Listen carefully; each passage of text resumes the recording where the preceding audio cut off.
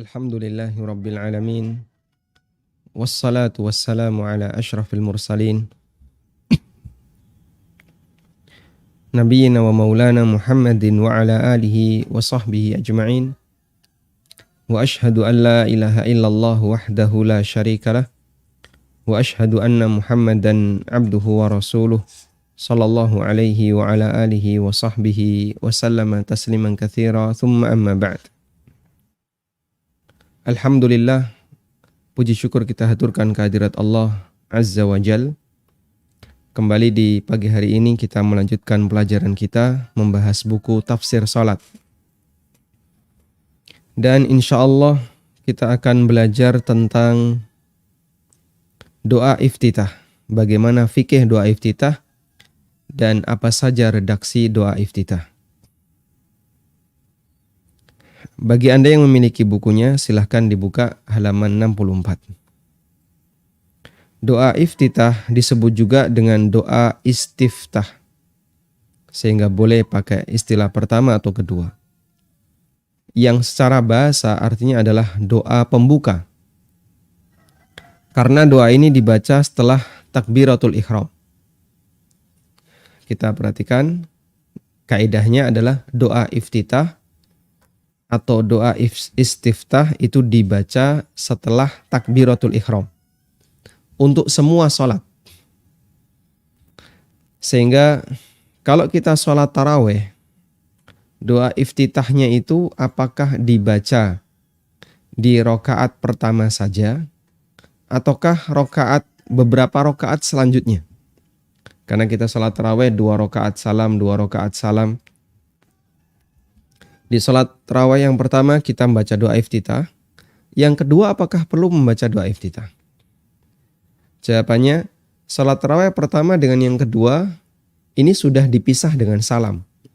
2 rakaat salam. Lalu kita berdiri lagi mengerjakan 2 rakaat salam. Berdiri lagi mengerjakan 2 rakaat salam. Sehingga masing-masing terpisah antara satu dengan yang lain. Maka sholat tarawih pertama dengan sholat tarawih yang kedua independen, terpisah, sehingga doa iftitah bisa kita ulang. Ulama berbeda pendapat mengenai hukum membaca doa iftitah. Dalam kitab fikih 4 madhab dinyatakan doaul iftitahi sunnatun inda thalathatin minal a'immah wa khalafal malikiyah faqalu al-masyhur annahu makruh wa ba'duhum yaqulu bal huwa mandub. Doa iftitah hukumnya sunnah menurut 3 imam, Hanafiyah, Syafi'iyah dan Hambali. Berbeda dengan Malikiyah, mereka mengatakan bahwa yang masyhur dalam mazhab Malikiyah doa iftitah hukumnya makruh. Dan sebagian Malikiyah mengatakan doa iftitah hukumnya dianjurkan.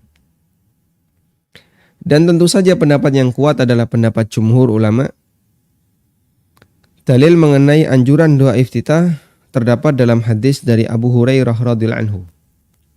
Beliau menceritakan, kana Rasulullah sallallahu alaihi wasallam idza kabbara fis shalah. Nabi sallallahu alaihi wasallam ketika selesai takbiratul ihram pada waktu salat, sakata hunaihatan qabla ay yaqra'a. Beliau terdiam sejenak sebelum beliau membaca.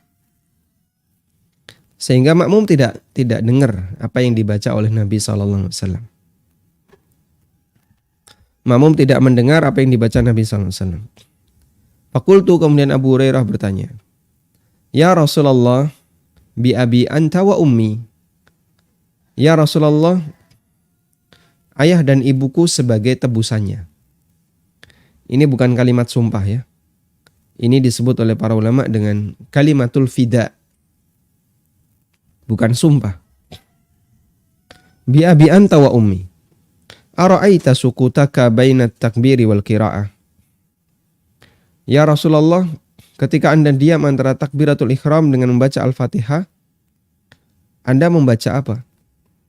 Ma taqul, apa yang Anda baca?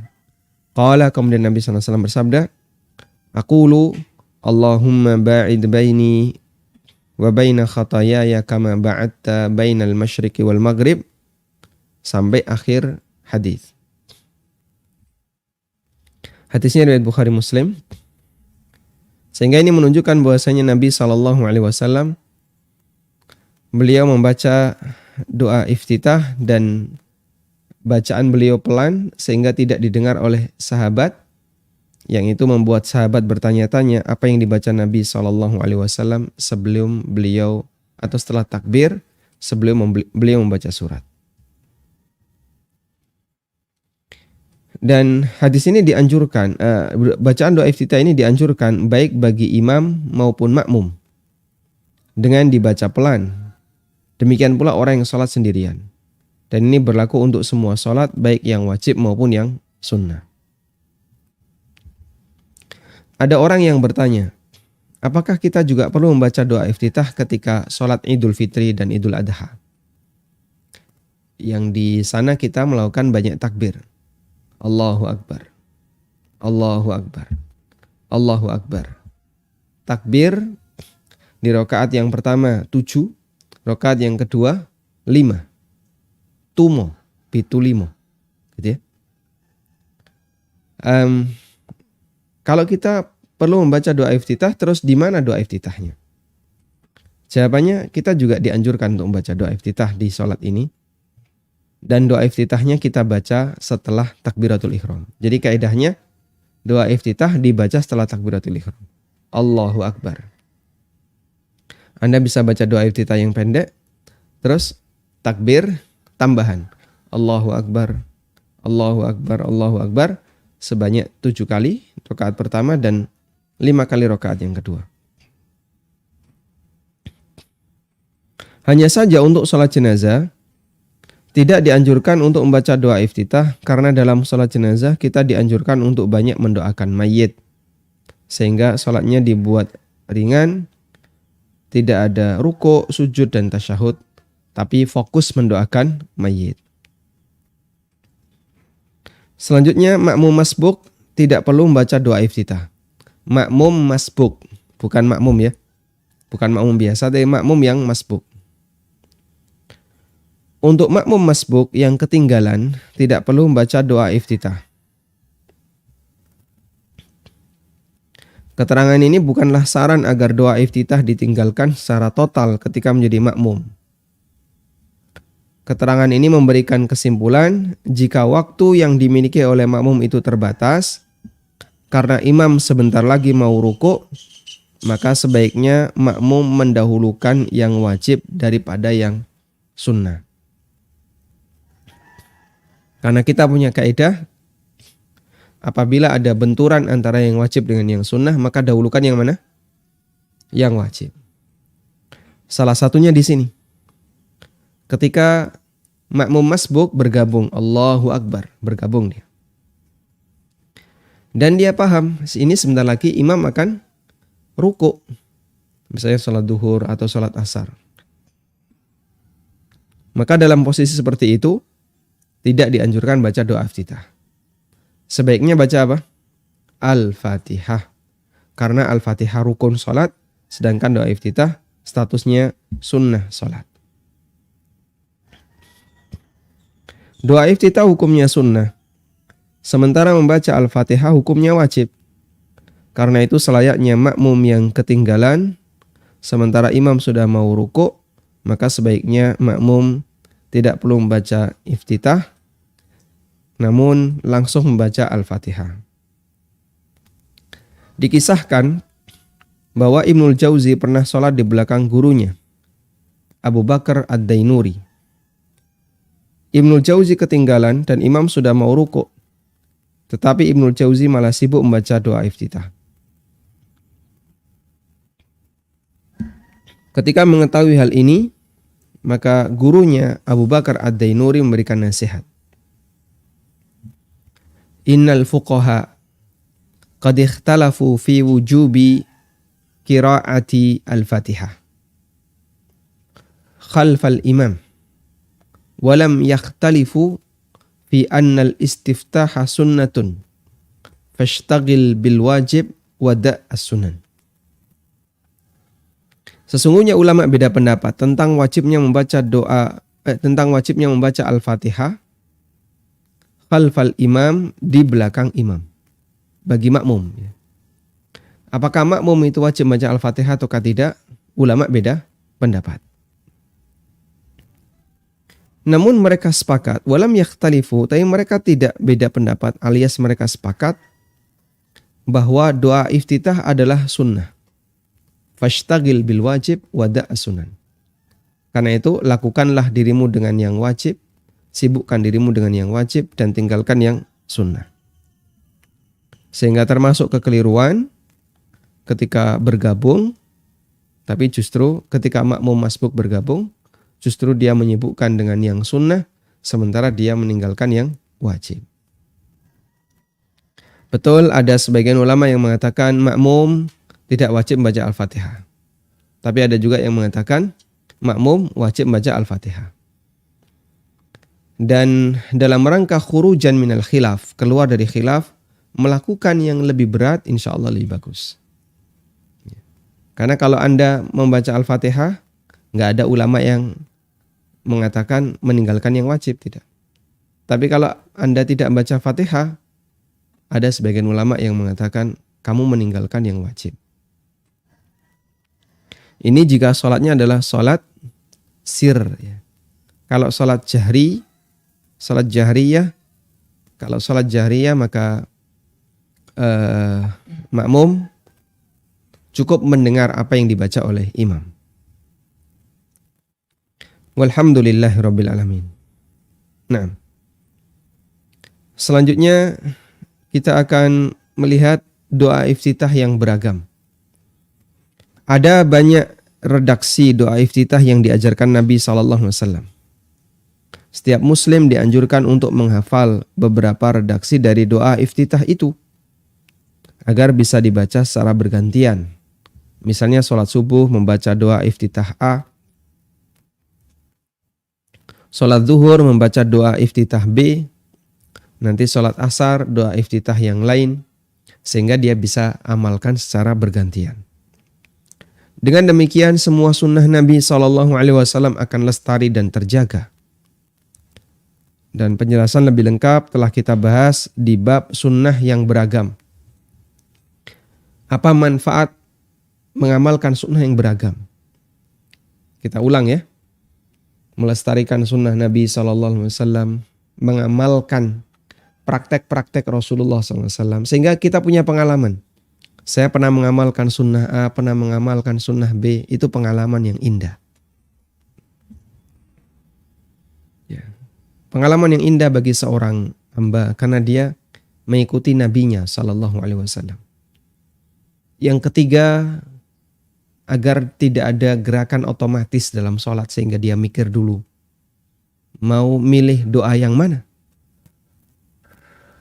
Dan itu satu tambahan nilai kekhusyuan dalam sholat. Di kesempatan ini kami akan menyebutkan 6 redaksi doa iftitah. Berikut maknanya. Jadi sistematika yang saya gunakan dalam buku ini adalah pertama menyebutkan teks doa dalam bahasa Arab. Yang kedua ada transliterasi.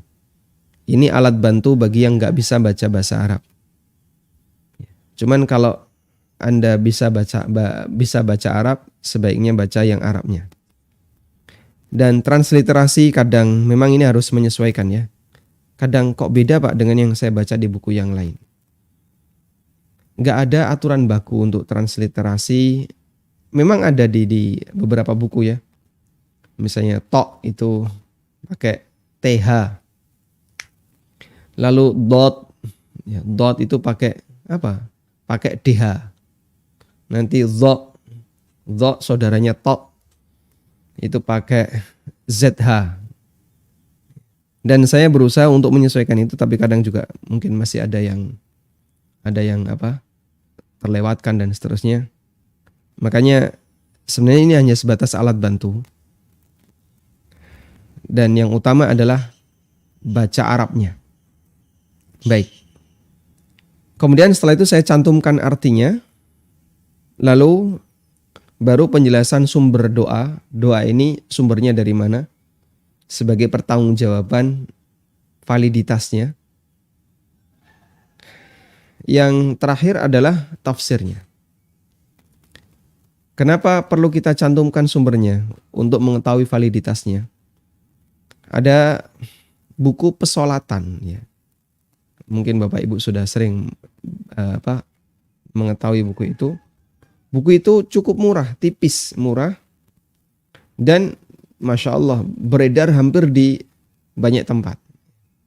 Terbitan ya, model-model terbitan Apollo Surabaya gitu ya. Cuman di situ penulis tidak menyebutkan doa ini referensinya apa. Nggak ada referensi yang cukup untuk bisa dijadikan sebagai landasan. Nah, biar kita yakin bahwasanya ini punya landasannya, valid sampai kepada Rasulullah SAW, maka saya sebutkan referensinya. Baik. Doa yang pertama. Allahumma ba'id baini wa baina khatayaya kama ba'adta bainal masyriqi wal maghrib. Allahumma naqqini minal khataya. Kalau ada alif lamnya enggak ditambahi ya di belakangnya ya. Kalau enggak ada alif lamnya khatayaya. Allahumma naqqini minal khataya kama yunaqqas thawbul abyadu minad danas. Allahumma ghsil khatayaya bil ma'i was salji wal barad. Kalau Anda menemukan redaksi yang lain, misalnya Allahumma naqqini min khatayaya, bisa Anda terima dan tidak jadi masalah. Karena memang dalam beberapa riwayat kadang ada redaksi yang berbeda-beda untuk kalimat al-khataya dengan khatayaya. Allahumma ghsilni al-khataya. Allahumma ghsil al-khataya. Jadi kadang pakai al-khataya, kadang pakai khatayaya. Sehingga kalau Anda menjumpai redaksi yang berbeda, silahkan Anda ambil. Tapi redaksi ini saya ambil dari Sahih Bukhari. Di copy dari aplikasi yang di situ berisi Sahih Bukhari. Baik. Coba kita baca artinya.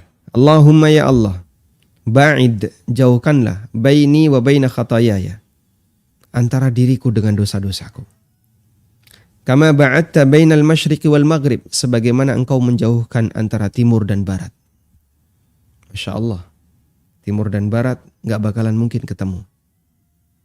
Allahumma naqqini, ya Allah bersihkanlah diriku. Minal khataya, dari dosa-dosa.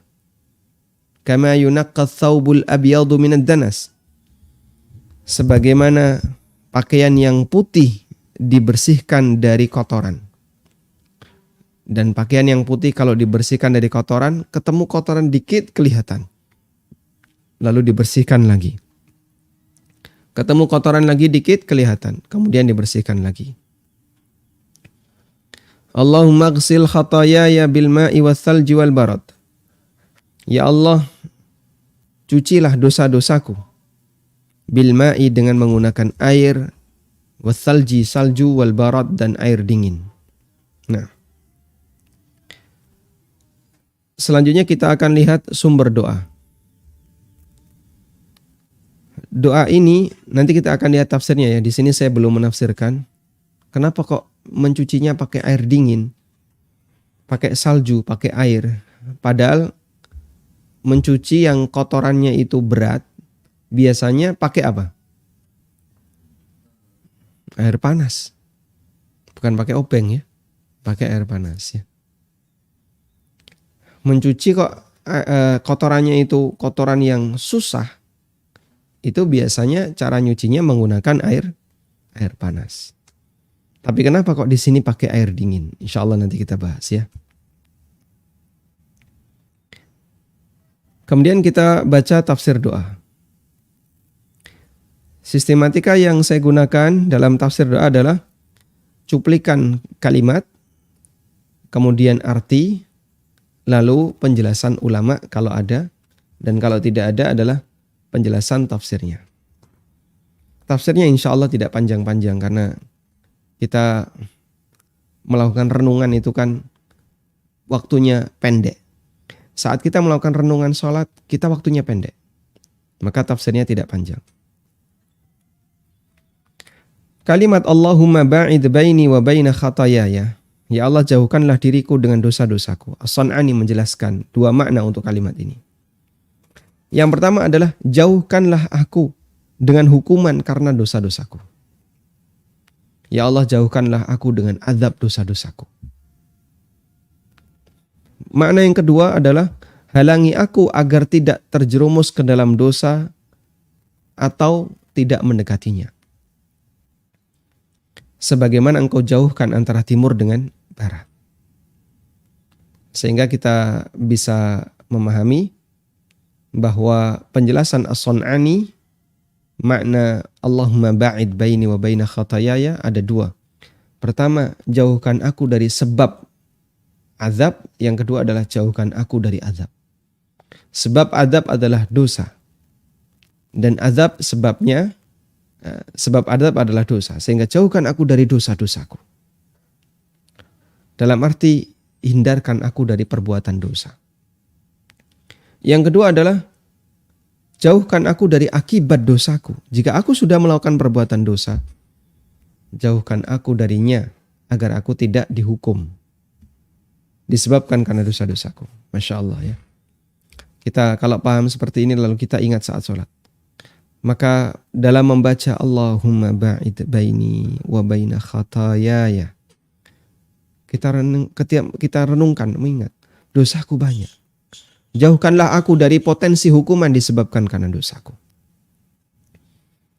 Kata As-San'ani, ay ba'id baini wa baina jazaiha wa yahtamilu halun baini wa baina mawaqi'ati dzunub bi altafika hatta la uqarribuha. Maksudnya adalah jauhkan antara diriku dengan balasan akan dosaku. Bisa juga dimaknai halangi. Halli baini, halangi antara diriku wa baina muwaqa'ati dzunub, dan antara terjerumus ke dalam dosa. Bi altafika, dengan kelembutanmu ya Allah. Hatta la uqarribuha, sehingga aku tidak mendekatinya. Kama ba'adta bainal masyriqi wal maghrib. Sebagaimana engkau jauhkan antara diriku, sebagaimana engkau jauhkan antara timur dengan barat. Timur dan barat selamanya tidak akan pernah bertemu. Sehingga kita meminta dijauhkan dari dosa sepanjang hidup kita yang sama sekali tidak akan bertemu. Masya Allah. Dosa itu beraneka ragam atau satu ragam? Beraneka ragam. Maka kita melakukan dosa ragam satu. Lalu kita minta kepada Allah, jauhkan aku dari hukumannya. Dan jauhkan aku jangan sampai aku terjerumus lagi ke dalamnya. Mungkin kita punya pengalaman dosa ragam dua. Jauhkan aku ya Allah dari hukumannya. Dan jauhkanlah diriku agar tidak terjerumus ke dalam dosa ini lagi. Lalu kita melakukan dosa ragam 3, dosa ragam 4, beraneka ragam. Namun ketika itu sering kita baca, kita mohon kepada Allah agar dosa-dosa kita dibersihkan oleh Allah, agar kita tidak dihukum oleh Allah. As-San'ani mengatakan, kama ba'adta bainal masyriqi wal maghrib ay la yabqa laha ittisalun bi kama la yattasilul masyriq wal maghrib. Maksudnya adalah dijauhkan sejauh-jauhnya sehingga tidak meninggalkan peluang bertemu sebagaimana timur dan barat tidak mungkin bertemu. Allahumma nakkini minal khataya. Ya Allah, bersihkanlah aku dari dosa. Kata nakkini artinya adalah memisahkan antara yang baik dari yang buruk. Naqqa yunaqi artinya adalah memisahkan dari yang antara yang baik dari yang buruk. Sehingga terpisah antara kita dengan dosa kita tanpa mengurangi kebaikan kita. Masya Allah. Kita ulang ya. Kenapa pakai kata nakini? Naqqa yunaqi artinya apa tadi? Dalam Nihaya fi Gharibil Hadits karya Ibnu Athir, artinya adalah memisahkan antara yang baik dengan yang buruk. Sehingga nakkini minal khataya, bersihkanlah dosa-dosaku. Maksudnya adalah pisahkan dosa-dosaku dari diriku tanpa mengurangi kebaikanku. Kadang ada kotoran ya, yang dia ketika dibersihkan tidak bisa, tetap nempel terus. Akhirnya dia apakan? Dicabut sebagian. Misalnya ya, ada tumor di badan. Ini kan kotoran. Tumor di badan ini kalau dia dipisahkan dari badan tanpa mengurangi daging, bisa nggak? Nggak bisa, Pak. Akarnya masih ada, itu nanti tumbuh lagi. Akhirnya apa yang dilakukan oleh dokter? Daging itu diambil sebagian. Ya. Sehingga tumornya hilang, akar-akarnya hilang. Sampai mengurangi daging. Nah, ketika mengurangi daging, yang terjadi apa? Mengurangi sebagian dari kebaikan yang ada dalam badan manusia. Daging itu kan kebaikan. Ya. Kita kalau membersihkan ini ya, kalau menyembelih kambing, lalu ada empedu. Empedu itu nempel di mana? Di organ hati, organ liver. Kita tidak mungkin bisa membersihkan empedu itu langsung tipis. Oh, hatinya nggak ada yang berkurang, tidak mungkin. Karena nanti kalau seperti itu, bocor, empedunya keluar, hatinya jadi apa? Pahit. Akhirnya kita ambil sebagian organ hati itu, kita buang. Sehingga mengurangi kebaikan sebagiannya. Kadang di benda-benda tertentu juga sama ya. Bahkan di kain. Karena tidak bisa dibersihkan, digunting, Pak. Nah, maka kita mau minta kepada Allah agar proses pembersihan itu tidak mengurangi kebaikan kita. Kita punya amal. Semoga pembersihan dosa itu tidak mengurangi amal kita. Itulah makna Allahumma naqqini minal khataya. Kama yunaqqa thawbul abyadu minad danas. Sebagaimana pakaian putih yang dibersihkan. Disebut pakaian putih karena noda di pakaian putih itu sangat nampak. Sehingga lebih jelas ketika dibersihkan. Sudah dibersihkan masih ada bekas, bersihkan lagi. Dibersihkan masih ada bekas, bersihkan lagi. Itu pengaruh ketika kita membersihkan pakaian putih. Kemudian bagian akhir. Allahumma ghsil khatayaya bil ma'i wassalji wal barad. Ya Allah, cucilah dosa-dosaku dengan air salju wal barad dan air dingin. Dicuci dengan air salju dan air dingin karena dosa ibarat api yang dipadamkan. Dan dipadamkan dengan menggunakan air dingin dan salju. Al-Hafidh Ibnu Hajar Al-Asqalani mengatakan, Ja'ala al-khataya bimanzilatin nar likauniha tuaddi ilaiha fa'abbara an itfa'i hararatiha bil ghusli ta'kidan fi itfa'iha wa balagha fihi bisti'malil mubarradat tarqiyan 'anil ma' ila abradi minhu wa wasalj. Nabi SAW menjadikan dosa sebagaimana api. Likauniha tuaddi ilaiha. Karena dosa mengantarkan orang kepada api neraka. Fa'abbara an itfa'i hararatiha. Dan beliau menyebutkan cara memadamkan panasnya dengan cara bil ghusli, dicuci. Agar lebih cepat padamnya. Ta'kidan fi itfa'iha. Agar lebih cepat padamnya. Wabalagha, dan beliau lebihkan fihi, dalam proses pencucian itu, bisti'malil mubarradat, dengan menggunakan yang paling dingin. Tarqiyan anil ma' ila abradi minhu, menggunakan air yang paling dingin, yaitu salju. Ya. Sehingga kenapa di sini disebutkan salju? Karena dalam hal ini dosa ibarat api yang dipadamkan dengan sesuatu yang dingin. Alhamdulillah. Jadi kita bisa memahami yang namanya mencuci itu, kalau pakai air dingin kan kotorannya malah beku, malah semakin nempel. Seharusnya kan pakai air panas biar kotoran itu luntur. Ternyata tidak demikian alasannya. Karena kotoran ini bentuknya dosa.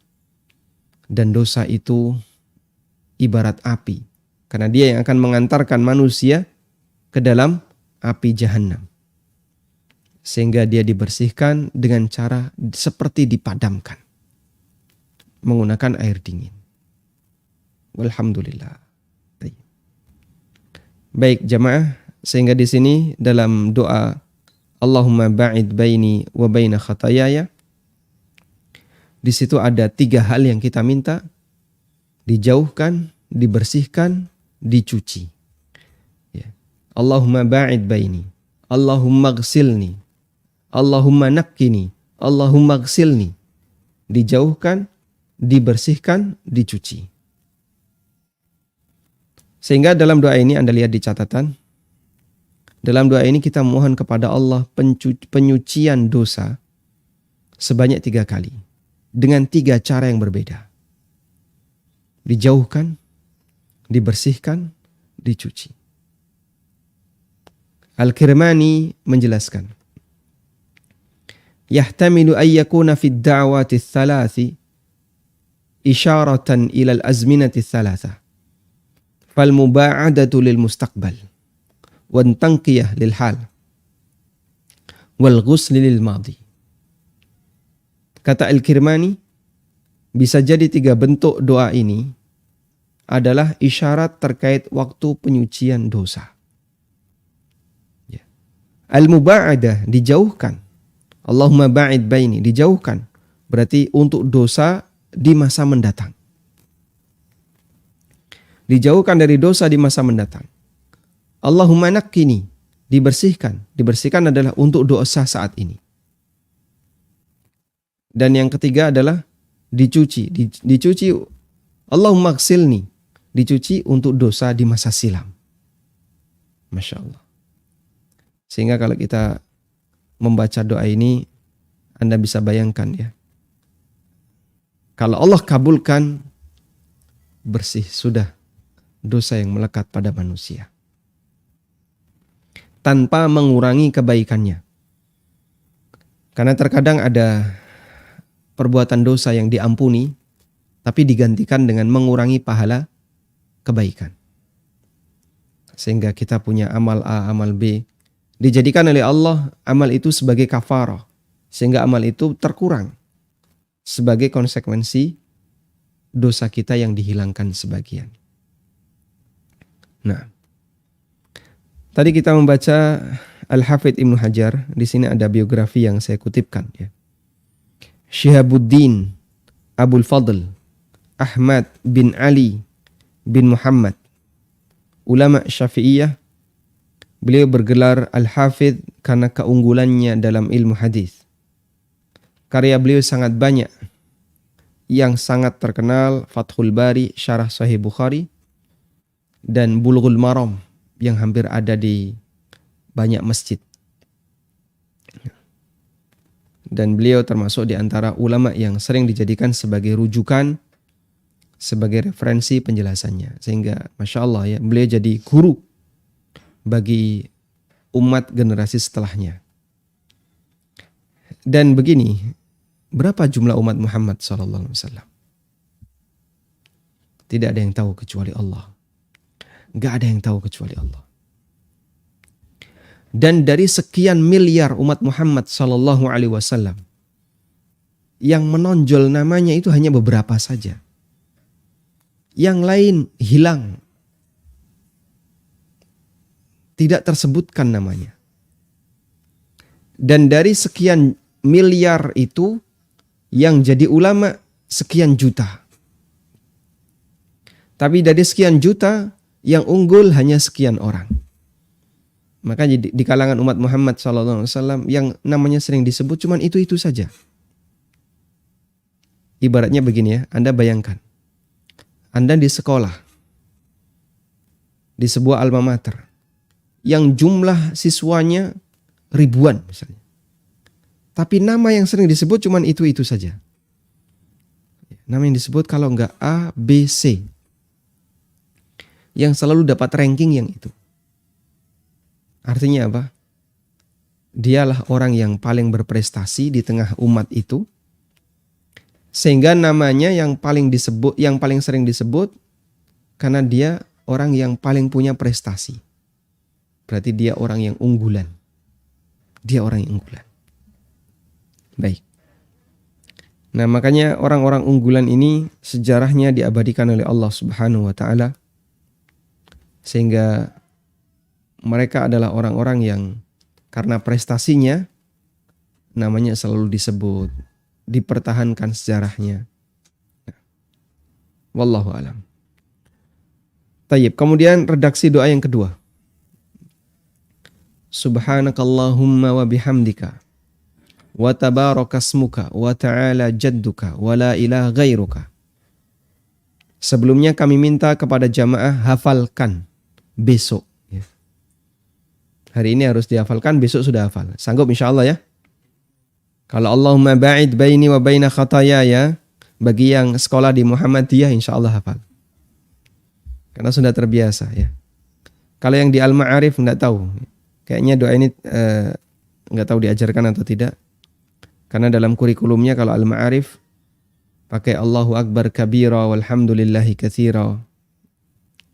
Nah, kalau redaksi yang kedua ini subhanakallahumma wa bihamdika wa tabarakasmuka wa ta'ala jadduka wa la ilaha ghairuka. Mungkin bagi sebagian orang ini baru pertama kali didengar atau sudah pernah didengar tapi belum hafal. Mohon untuk dihafalkan ya. Subhanakallahumma, Maha suci Engkau ya Allah. Wa bihamdika, dengan segala pujian bagimu. Wa tabarakasmuka, dan maha berkah namamu. Wa ta'ala jadduka, dan maha tinggi jadduka, keagunganmu. Wa la ilaha ghairuka, dan tidak ada Tuhan yang berhak disembah kecuali Engkau.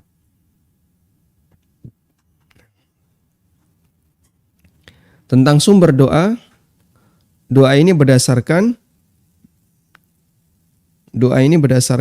hadis dari Aisyah radhiyallahu anha. Beliau mengatakan, "Kana Rasulullah sallallahu alaihi wasallam idza iftataha as-salata, idza istaftaha as-salata qala subhanakallahumma," sampai akhir hadis. Nabi sallallahu alaihi wasallam ketika membaca doa iftitah, beliau mengucapkan kalimat subhanakallahumma wa bihamdika wa tabarakasmuka wa ta'ala jadduka. Sekarang kita akan lihat tafsir doa.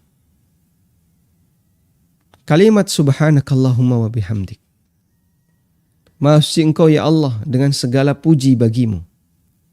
Al-Qadhi Iyad. Beliau seorang faqih, ahli sejarah, Al-Qadhi dalam mazhab Malikiyah. Lahir di kota Ceuta, Maroko. Beliau memiliki banyak karya, di antaranya yang terkenal adalah Syarah Sahih Muslim, yaitu Ikmalul Muallim, dan Asy-Syifa bi Ta'rif Huquqil Mustafa. Al-Qadhi Iyad menafsirkan makna subhanakallahumma wa bihamdika. Maksudnya adalah bihamdika sabbahtuka. Wa makna hadza, maknanya adalah dengan segala pujimu aku mensucikanmu. Dengan segala pujimu aku mensucikanmu. Maknanya adalah bahwa dengan karunia dan hidayahmu yang mengharuskan pujian untukmu, aku mensucikanmu. Dan itu berlaku untuk semua gabungan ini ya. Antara tasbih dengan tahmid. Subhanakallahumma wa bihamdika. Asyhadu an la ilaha illa anta astaghfiruka wa atubu ilaik. Sudah selesai kafaratul majlis. Maka makna subhanakallahumma wa bihamdika di situ adalah dengan karuniamu dan hidayahmu yang mengharuskan engkau dipuji ya Allah, sabbahtuka, aku mensucikanmu. Sehingga Allah Maha Suci dari segala aib dan segala sifat buruk yang dinisbahkan oleh orang-orang musyrik kepadanya. Seperti mereka mengatakan Allah punya sekutu, Allah punya anak, dan seterusnya. Termasuk juga kalau ada orang muslim yang dia mengucapkan kalimat-kalimat yang tercela tentang Allah. Mana buktinya? Katanya kalau hijrah pasti dikasih. Ini pasti Allah gagal mewujudkan ini. Subhanallah dari apa yang mereka ucapkan. Di saat yang sama kita memuji Allah, menetapkan kebaikan. Karena begini ya. Ada satu kaidah dalam tauhid, dalam pelajaran tauhid asma wa sifat, sebatas mensucikan dari sifat buruk itu tidak menunjukkan pujian. Sehingga ada dua yang itu harus digandengkan ya. Antara mensucikan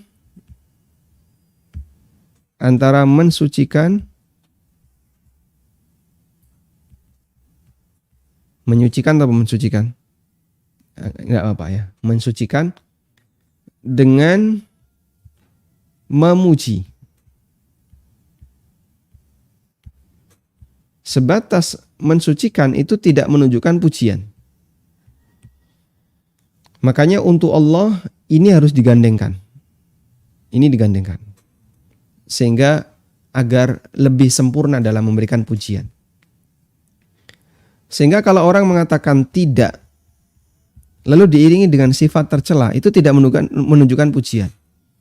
Pak Ijo itu tidak goblok misalnya. Pak Ijo itu tidak bodoh. Pak Ijo itu tidak apa lagi misalnya. Tidak buta. Pak Ijo tidak apa lagi. Tidak jelek misalnya. Dan seterusnya misalnya. Jadi di depan ada kata tidak, kemudian lanjutannya adalah sifat-sifat jelek. Apakah ini pujian untuk Pak Ijo? Jadi kowe iki ora goblok. Itu pujian enggak? Pujian enggak? Bukan ya? Ya, tapi orang pinter. Nah, gitu kan? Tidak bodoh tapi tidak pintar. Dia itu tidak buta. Cuman merem. Nah, senengannya turu merem. Dia itu enggak jelek, cakep enggak itu? Tadi ada lelaki yang melamar. Dia sih enggak jelek. Tapi kurang ganteng kan gitu. Sehingga sebatas menyebutkan sifat, mensucikan dari sifat-sifat kekurangan itu tidak menunjukkan pujian. Maka pasangannya harus ada pujian. Pasangannya harus ada pujian untuk Allah Subhanahu wa taala. Harus diiringi dengan pujian. Tembok ini tidak zalim. Tembok ini tidak zalim. Tembok tidak zalim enggak? Ya tidak. Tapi kan dia enggak bisa mukul. Ya. Kursi ini tidak zalim. Ya tidak. Dia enggak bisa. Tapi dia enggak bisa. Tidak punya sifat kesempurnaan yang lain. Makanya digabungkan. Sehingga ketika kita menyebut Allah Ta'ala tidak bodoh. Tapi dia sempurna ilmunya. Allah Ta'ala tidak buta. Dan dia maha melihat. Sempurna penglihatannya. Allah tidak budak. Dan dia maha mendengar. Sempurna dalam mendengar. Allah tidak zalim. Tapi dia zat yang maha adil. Dan sempurna keadilannya. Dan begitu seterusnya. Makanya itu digabungkan. Sehingga kita mengucapkan Subhanallahi wa bihamdi. Subhanallahi wa bihamdi. Nabi SAW mengatakan kalimatan. Ya, ada dua kalimat. Yang dia yuhibbuhur rahman. Dicintai oleh ar-Rahman. Ya. Kemudian ahabbu indar rahman. Thaqilatani fil mizan. Khafifatani fil lisan. Habibatani ila rahman. Dua kalimat yang ringan di lisan. Berat di timbangan, tapi dicintai oleh Ar-Rahman. Subhanallahi wa bihamdihi, subhanallahi al-azim. Sangat disayangkan kalau kita lewatkan kesempatan ini. Sehingga perbanyak mengucapkan subhanallah wa bihamdi, subhanallah wa bihamdi. Karena di situ mengandung dua hal, mensucikan Allah, dan yang kedua adalah menetapkan pujian untuk Allah Subhanahu wa taala. Wallahu alam. Baik. Untuk tafsir potongan lanjutannya akan kita baca di pertemuan berikutnya. Wassallallahu ala nabiyyina Muhammadin wa ala alihi wa sahbihi wasallam.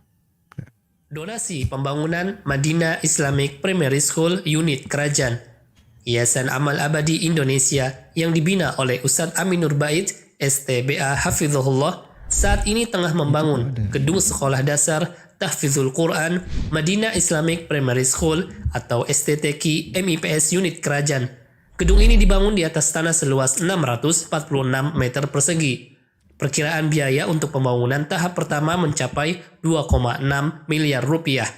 Salurkan donasi Anda untuk pembangunan STTQ MIPS melalui rekening atas nama Yayasan Amal Abadi Indonesia, Bank Mandiri Syariah di nomor rekening 7441049999. Konfirmasi dan info donasi hubungi 082 12345 7441. Jazakumullahu khairan.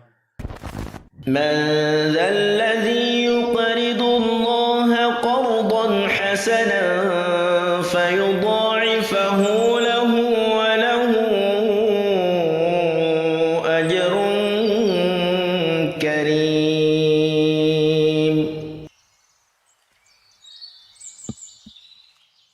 Walhamdulillahirrabbilalamin. Silahkan bagi Anda yang mau bergabung. Baik, silahkan. Waalaikumsalam warahmatullahi wabarakatuh. Nah. Saya Ibu Suryana dari Langsa, Aceh, Ustaz. Nah, Mau bertanya, saya sedang sholat wajib atau sholat sunat, lupa ayatnya, sambungannya gitu, Ustaz. Sudah berusaha lagi, tidak selesai. Apakah harus diganti dengan surat lain atau boleh ditinggalkan gitu? Kita langsung rukuk gitu, Ustaz. Demikian saja, Ustaz. Assalamualaikum warahmatullahi wabarakatuh. Waalaikumsalam warahmatullahi wabarakatuh. Ketika lupa membaca surat yang bukan Al-Fatihah, kalau Al-Fatihah jangan sampai lupa ya. Tapi kalau setelah Al-Fatihah Anda lupa ketika membaca surat dan sudah berusaha diulang dari awal, tetap saja mentok sampai di situ, diulang lagi mentok sampai di situ.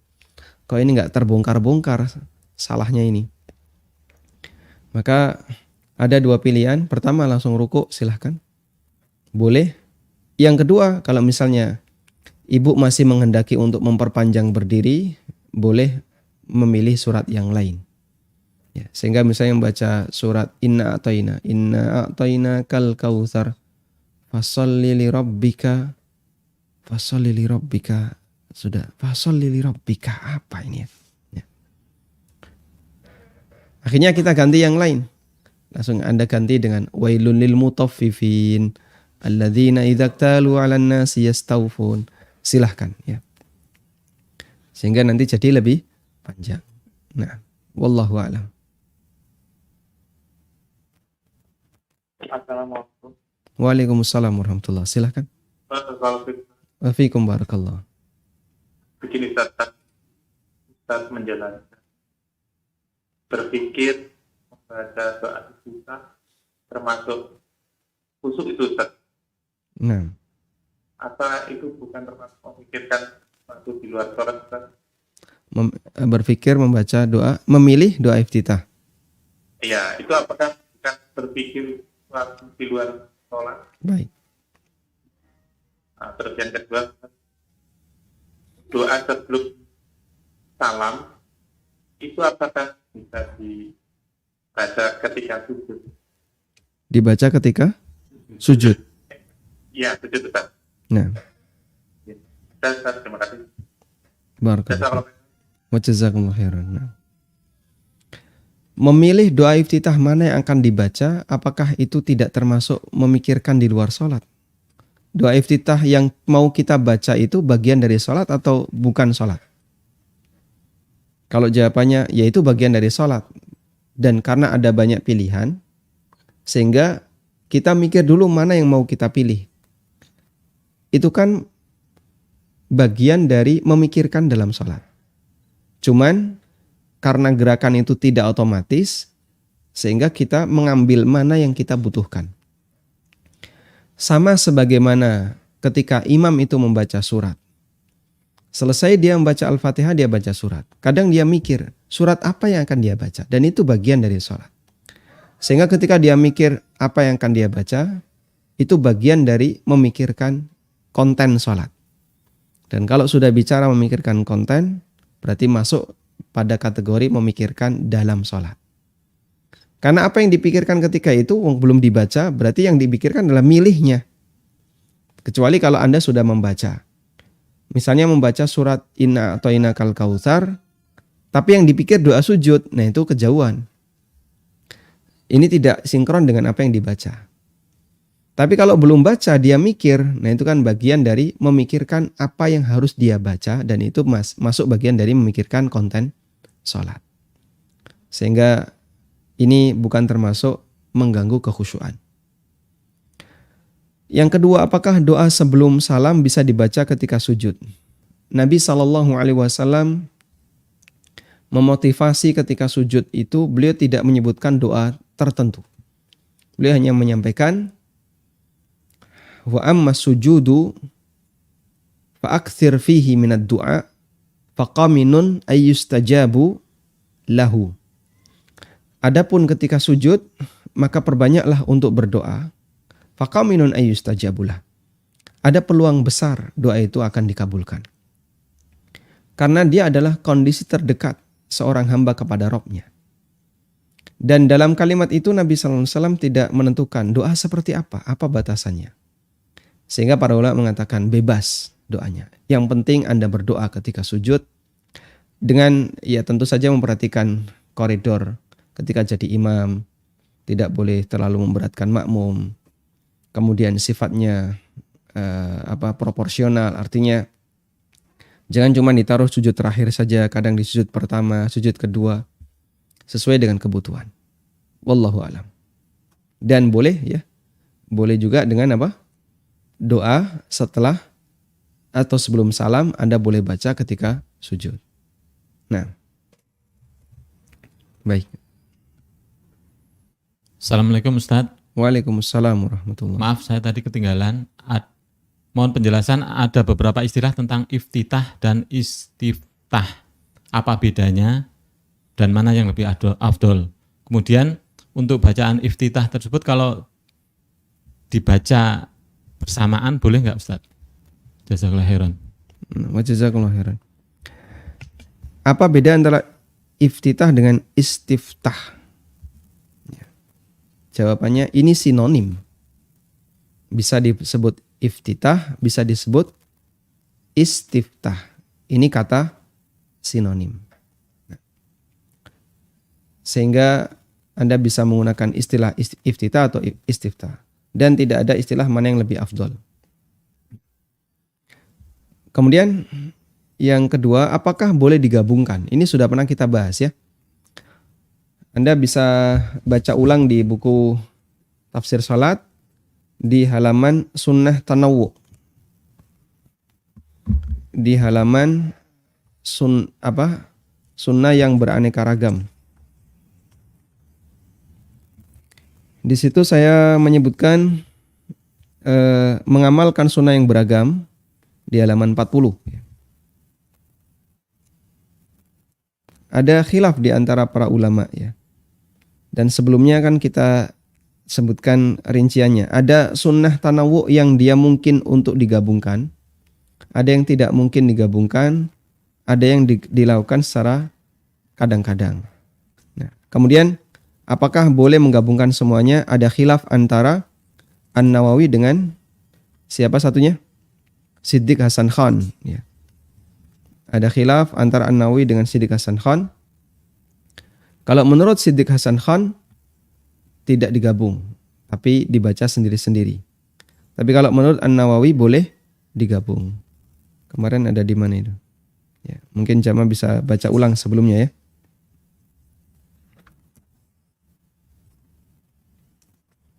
Baik, ada di halaman 43, 44, 45.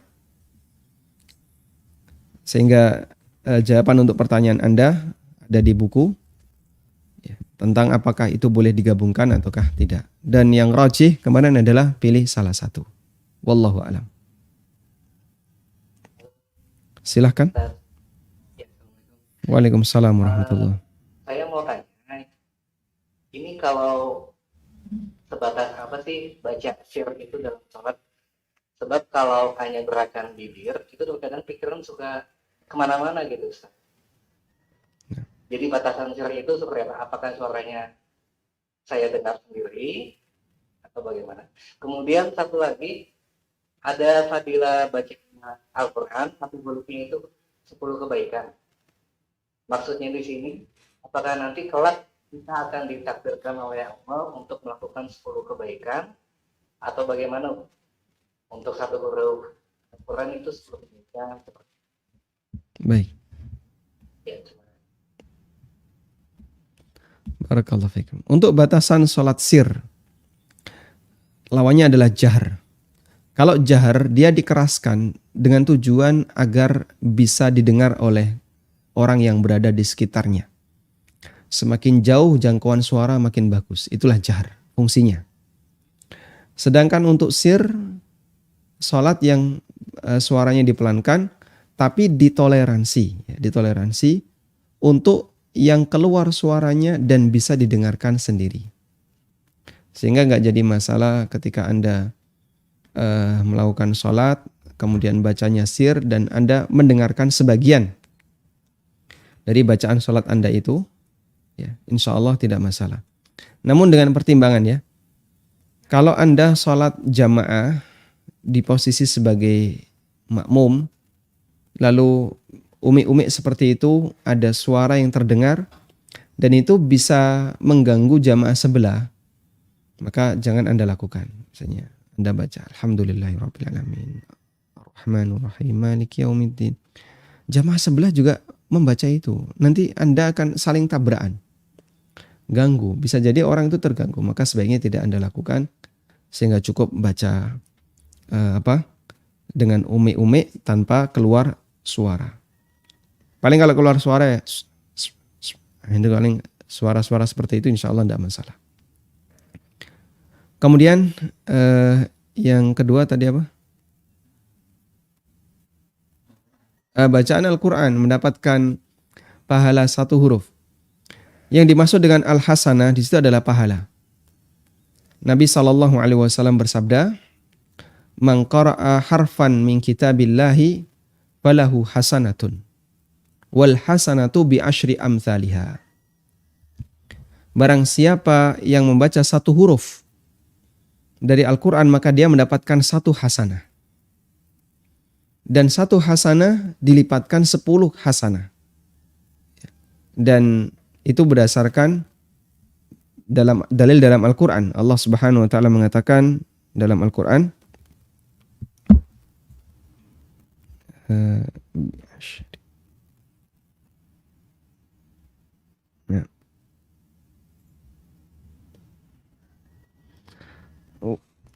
man jaa bil hasanati falahu asyru amthaliha bil hasanah. Ada di surat Al-An'am ayat 160. Man jaa bil hasanati falahu asyru amthaliha. Barang siapa yang melakukan al-hasanah, man jaa, barang siapa yang membawa al-hasanah falahu asyru amthaliha, maka dia mendapatkan 10 kali lipatnya. Dan al-hasanah dalam ayat ini adalah pahala. Gandengannya adalah as-sayyi'ah. Wa man jaa bis-sayyi'ati fala yujza illa mithlaha wa hum la yuzlamun. Sementara siapa yang datang dengan membawa perbuatan dosa, maka dia mendapatkan maka dia tidak dibalas illa mithlaha, kecuali yang semisal. Wahum la yudlamun, dan dia tidak dizalimi. Atasnya wahum la yudlamun, dan dia tidak dizalimi. Sehingga satu al-hasanah dilipatkan 10 kali, tapi kalau satu sayyi'ah dia hanya dibalas sekali. Dan al-hasanah dalam hadis itu artinya adalah pahala. Wallahu alam.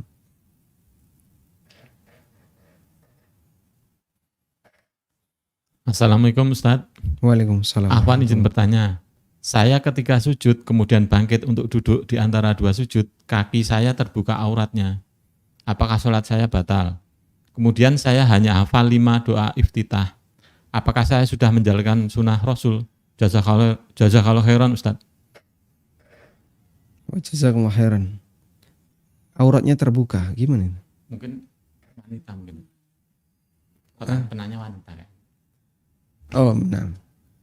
Mungkin kaki terbuka ya. Atau kalau dia laki-laki lututnya kadang kebuka. Kalau lutut itu tidak masuk aurat, yang masuk aurat paha. Meskipun ada khilaf apakah paha itu aurat atau tidak. Tapi kalau lutut tidak, jadi batasannya adalah lutut ke bawah itu bukan aurat bagi laki-laki. Sehingga misalnya ada laki-laki yang sholat pakai kolor ya. Nah, ketika turun kalau berdiri kolornya mungkin di bawah lutut. Nah, saat duduk di antara dua sujud atau saat duduk tasyahud kan naik gitu ya, ketarik. Nah, ketika ketarik kelihatan pahanya. Terus gimana ini? Harus dia berusaha untuk menutupinya. Kalau enggak bisa dan dia memang enggak punya pakaian yang lain, masjid juga enggak menyediakan, ya sudah. Dia enggak ada kewajiban. Tapi kalau bisa wajib dia tutupi. Wallahu alam. Sehingga bagi ibu yang kelihatan kakinya nanti silahkan ditutupi sebisanya ya. Nah. Assalamualaikum. Waalaikumsalam warahmatullahi. Bisa langsung tanya? Silahkan Bapak. Saya baca di hadis Abu Dawud Nah. di saya nomor 1097. Begini. An-Nu'aim bin Hammar qala sami'tu Rasulullah sallallahu alaihi wasallam yaqulu Allah azza wa jalla ya ibna Adam la tu'jizni min arba'in raka'atin fi awwali naharika akfika akhirahu. Nah, ini oleh buku yang saya baca, Sahih Fadlul A'malnya Syekh Ali Muhammad Al-Maghribi ini dinyatakan sahih. Dan saya lihat di aplikasi hadis juga iya disahihkan oleh Albani. Pertanyaan ana, terikat 4 rakaat, bagaimana kalau kurang atau lebih mengerjakan sholat duha itu? Apakah masih dapat fadilah akti ke akhirahu itu? Nah, itu saja. Masya Allah, barakallahu. Assalamualaikum. Jazakumullah khair, Ustaz. Wa jazakumullah. Assalamualaikum warahmatullahi wabarakatuh. Waalaikumsalam warahmatullahi wabarakatuh. Nabi SAW bersabda, Allah berfirman, Ya ibna Adam, qala Allah azza wa jalla, Ya ibna Adam, la ta'jiz an arba'i raka'atin min awwalin nahari akfika akhirahu. Ini disebutkan dalam riwayat Ahmad, Abu Dawud dari Nu'aim bin Hammar Al-Ghatfani radhiyallahu anhu. Ada diriwayatkan dari Tirmidzi dari Abu Darda dengan redaksi yang mirip. Ya ibna Adam irka' li arba'a raka'atin min awwalin nahar akfika akhirahu. Wahai ibnu Adam, lakukanlah ruku' sebanyak 4 ruku'. 4 ruku' berarti apa? 4 rakaat. Min awwalin nahar, di awal siang. Akfika akhirahu, nanti akan aku penuhi bagian akhir dari siang. Hassanahu Adz-Dzahabi, dinilai hasan oleh Adz-Dzahabi. Lalu apa makna dari hadis ini? ulama khilaf. Pendapat yang pertama bahwa yang dimaksud 4 rakaat di sini adalah salat duha. 4 rakaat salat duha. Ini pendapat yang pertama dan ini adalah pendapat Abu Dawud, At-Tirmidzi, Al-Iraqi dan Ibnu Rajab Al-Hambali. Pendapat yang kedua, bahwa yang dimaksud 4 rakaat di situ adalah qabliyah subuh dan salat subuh. Dan ini pendapat Syekhul Islam Ibnu Taimiyah dan murid beliau Ibnu Qayyim. Kata Asy-Syaukani, yuhtamalu ay yurada biha fardus subhi wa raq'atal fajri li'anna hiya allati fi awwalin nahari haqiqatan. Kata Asy-Syaukani, bisa jadi makna hadis ini adalah qabliyah subuh dan salat subuh. Karena salat itu dikerjakan di awal siang, yaitu sejak terbit apa? Fajar. Puasa kita berpuasa di siang hari. Dimulai dari sejak terbit fajar. Sehingga kata beliau, inilah yang 4 rakaat yang dilakukan betul-betul di awal siang. Wa yakunu ma'nahu ka qaulihi sallallahu alaihi wasallam man shalla subha fa huwa fi dhimmatillah. Sehingga maknanya seperti firman Nabi, seperti sabda Nabi sallallahu alaihi wasallam, siapa yang salat subuh maka dia berada dalam tanggungan Allah. Dia berada dalam tanggungan Allah. Kemudian makna akfika akhirahu, aku penuhi di akhir siangmu. Maknanya yang pertama adalah Allah memberikan penjagaan dari potensi keburukan di akhir siang. Ya. Sehingga penjagaan itu menyebabkan dia tidak mendapatkan madarat, tidak mendapatkan potensi bahaya terhadap agama dan dunianya.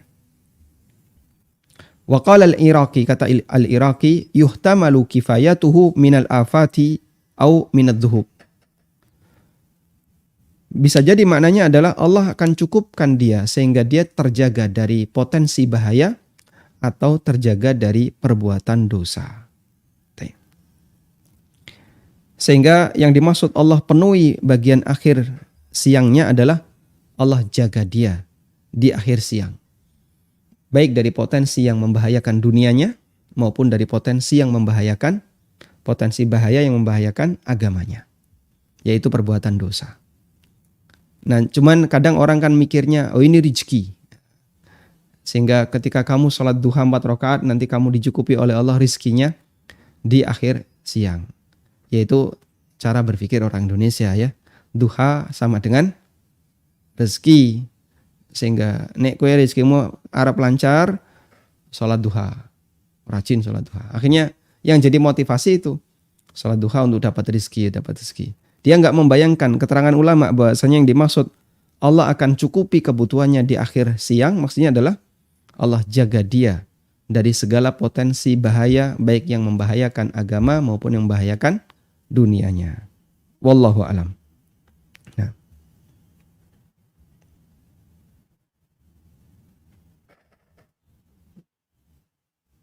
Baik, silakan.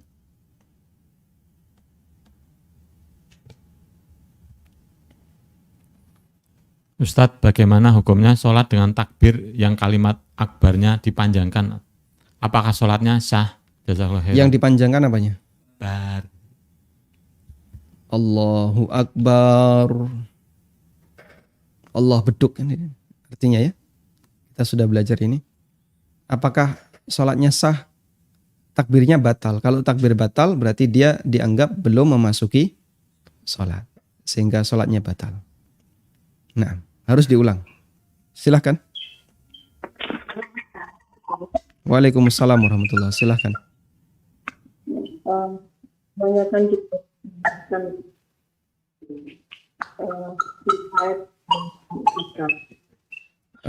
mohon maaf feedback ya. Anda bisa mute televisinya ya, benar. atau cari posisi yang sinyalnya bagus. Sudah. Assalamualaikum. Waalaikumsalam warahmatullahi wabarakatuh. Ya, begini Ustaz.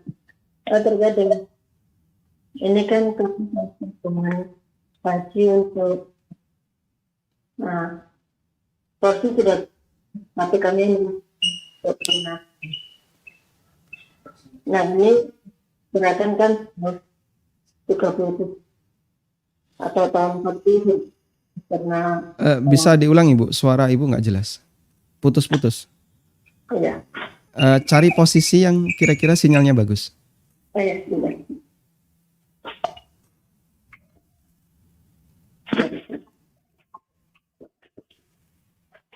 Nah, sudah Ustaz. Baik, silakan. Dicoba dulu. Ya, begini. Saya kan punya tabungan haji untuk anak-anak. Ini kalau 32 anak itu sudah melebihi tahun. Artinya, karena anak-anak ini kan berhajinya tahun 37 atau 40 ya kalau dipindah karena pandemi.